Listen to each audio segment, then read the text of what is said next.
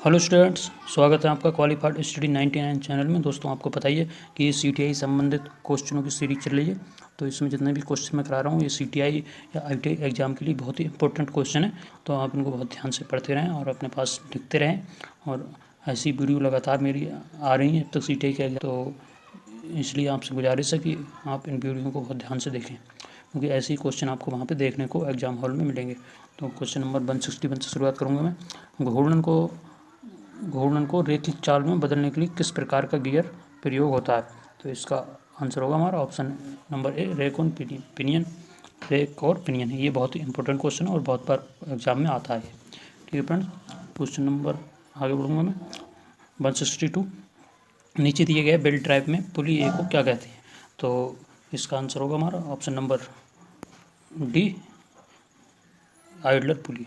दिखाई दे रही है आपको दोस्तों, ये आइडलर पुली है।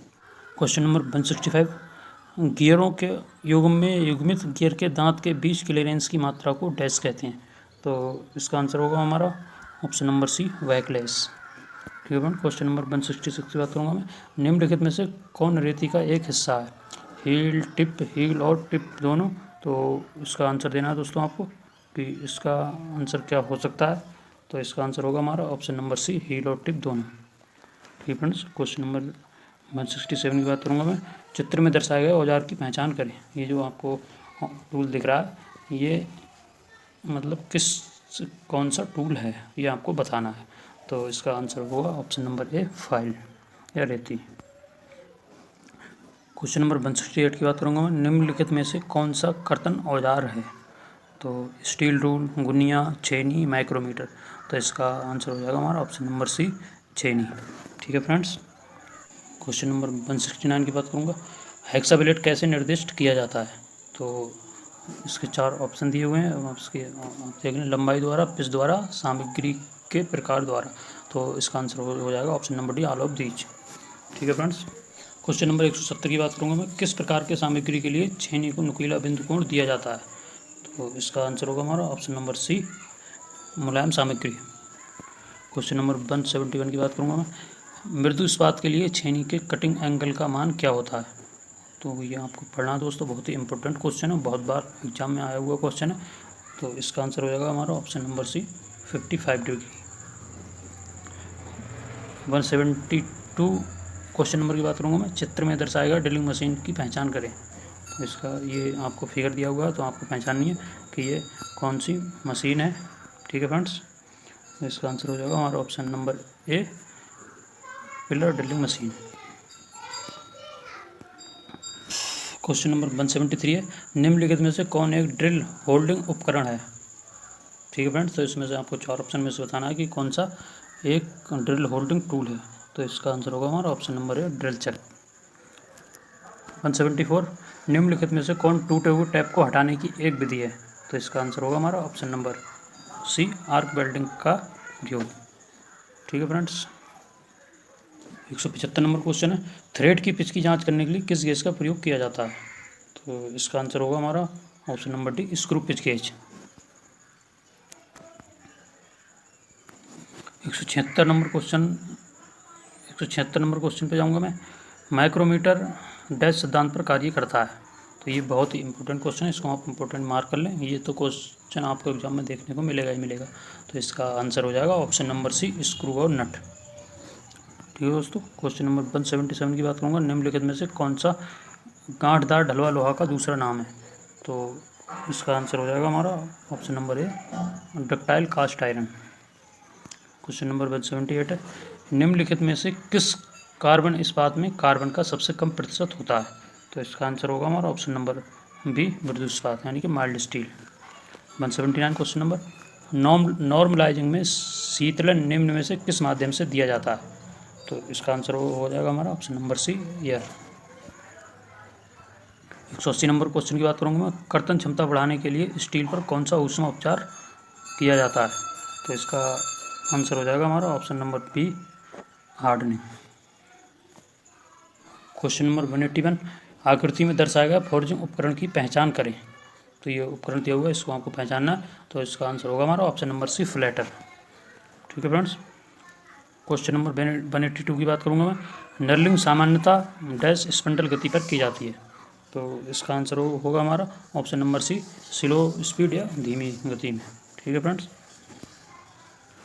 क्वेश्चन नंबर 183 है, फोर्जिंग प्रचालन का नाम बताएं जिसके द्वारा स्टॉक के टुकड़े का अनुप्रस्थ काट बढ़ जाता है और टुकड़े की लंबाई कम हो जाती है, तो इसका आंसर होगा हमारा ऑप्शन नंबर बी, अपसेटिंग। ठीक है फ्रेंड्स। क्वेश्चन नंबर 184 है, टिग वेल्डिंग टॉर्च का कौन सा भाग इलेक्ट्रोड धारण करता है, तो इसका आंसर होगा हमारा ऑप्शन नंबर बी, कोलिट। 185 नंबर क्वेश्चन पे जाऊंगा मैं। निम्नलिखित में से कौन सा अक्षर मूल छिद्र को इंगित करता है, तो इसका आंसर होगा हमारा ऑप्शन नंबर डी, एच। ठीक है फ्रेंड्स। एक धनात्मक अलाउंस में हमेशा एक डैश फिट होगा, तो इसका आंसर होगा हमारा ऑप्शन नंबर, इसका आंसर है हमारा ऑप्शन नंबर ए, क्लियरेंस। और 187 क्वेश्चन की बात करूंगा मैं। BSI प्रणाली में टॉलरेंस के कितने ग्रेड होते हैं, तो इसका आंसर होगा हमारा ऑप्शन नंबर सी, 18 ग्रेड। ये बहुत इंपॉर्टेंट क्वेश्चन है और ये बहुत बार क्वेश्चन एग्जाम में आया हुआ है। ठीक है फ्रेंड्स। क्वेश्चन नंबर 188 की बात करूँगा। चित्र में दर्शाया गया गैस को पहचाने, तो ये गैस दिया हुआ है, डायग्राम गैस का है और इसको आपको पहचानना है कि ये किस मतलब किसका डायग्राम है, तो इसका आंसर होगा हमारा ऑप्शन नंबर ए, स्नैप गेज। ठीक है दोस्तों। क्वेश्चन नंबर 189 की बात करूँगा। निम्नलिखित कथनों पर विचार करें। एक निरीक्षण आमतौर पर एक संगठित परीक्षा या औपचारिक मूल्यांकन अभ्यास है। गुणवत्ता नियंत्रण एक छोटी प्रक्रिया है जिसके द्वारा संस्थाएं उत्पादन में शामिल सभी कारकों की गुणवत्ता की समीक्षा करती है। इनमें से कौन से कथन सही हैं, तो ये आपको दोनों कथन पढ़ने हैं, फिर इनके आंसर आपको देने बहुत ही सोच समझ के। तो इसका आंसर होगा हमारा option number C, both statement, एक और दो दोनों। ठीक है फ्रेंड्स। ये एक और दो दोनों दिए हुए ऑप्शन है, ये जो आप स्टेटमेंट। ठीक है। घर्षण रोधी बीयरिंग के बारे में आपको बताना। क्वेश्चन नंबर 190 है, निम्नलिखित में से कौन सा एक घर्षण रोधी बीयरिंग है, तो इसमें आपको बताना है कि इसका होगा ऑप्शन नंबर सी, यानी कि बॉल बीयरिंग। ठीक है फ्रेंड्स। नंबर 192 है, सामान्यतः उद्देश्य के लिए खुरदरापन मान को डैश ग्रेड में वर्गीकृत किया जाता है, तो इसका आंसर होगा हमारा ऑप्शन नंबर डी, 12। ठीक है फ्रेंड्स। खुरदरा मान को 12 ग्रेड में वर्गीकृत किया जाता है।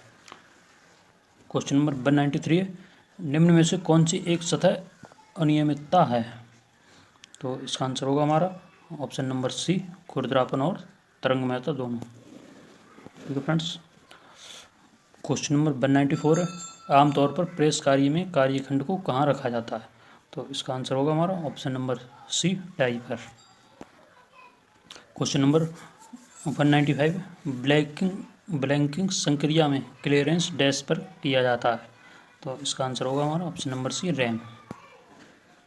196 की बात करूँगा। चित्र में दर्शाया गया रिवेट जोड़ को पहचानें, तो ये रिवेट जोड़ दिया हुआ है, इसको आपको पहचानना है, फिर इसका आंसर देना है, तो इसका आंसर होगा हमारा ऑप्शन नंबर सी, एकल रिवेटेड लैप जोड़। ठीक है फ्रेंड्स। क्वेश्चन नंबर 197, रिवेटों के बीच की न्यूनतम दूरी रिवेट के व्यास का डैश गुना होती है, तो इसका आंसर होगा हमारा ऑप्शन नंबर बी, 3 गुना होती है। ठीक है फ्रेंड्स। क्वेश्चन नंबर 198, निम्नलिखित में से किसका उपयोग शक्ति संचरण के लिए किया जा सकता है, तो इसका आंसर होगा हमारा ऑप्शन नंबर डी, यानी कि गियर, क्लिच, कपलिंग, ये सभी शक्ति संचरण के लिए उपयोग किए जाते हैं। क्वेश्चन नंबर 199 की बात करूँगा मैं। निम्नलिखित में से कौन सा अपघर्षक लैपिंग में प्रयुक्त होता है, तो इसका आंसर होगा हमारा ऑप्शन नंबर डी, यानी कि सिलिकॉन कार्बाइड, एल्युमिनियम ऑक्साइड, हीरा, ये सभी लैपिंग में प्रयुक्त होते हैं। क्वेश्चन नंबर 200 है, चित्र में दर्शाए गए मशीन की पहचान करें, तो आपको ये मशीन दी हुई है, इसकी आपको पहचान करनी है किसकी मशीन है, तो इसका आंसर होगा option number D, broaching machine. तो ये बहुत ही इंपॉर्टेंट क्वेश्चन थे जो मैंने आपको कराए हैं दोस्तों, और आपको इनको पढ़कर ही CTI एग्ज़ाम या ITI एग्ज़ाम में जाना है, और कुछ मैथ और रीजनिंग के क्वेश्चंस भी मैं आपको कराऊंगा जिससे कि आपका CTI एग्ज़ाम क्लियर हो सके। तो आप मेरी वीडियो को निरंतर देखते रहें, और मेरे चैनल को यदि आपने सब्सक्राइब नहीं किया तो आप चैनल को सब्सक्राइब कर लें, जिससे कि कोई भी मेरी वीडियो आती है तो उसका नोटिफिकेशन आपको पहली बार में ही मिल जाएगा। तो ठीक है फ्रेंड्स, इसी के साथ मैं अपनी वीडियो समाप्त करता हूँ। जय हिंद, जय भारत।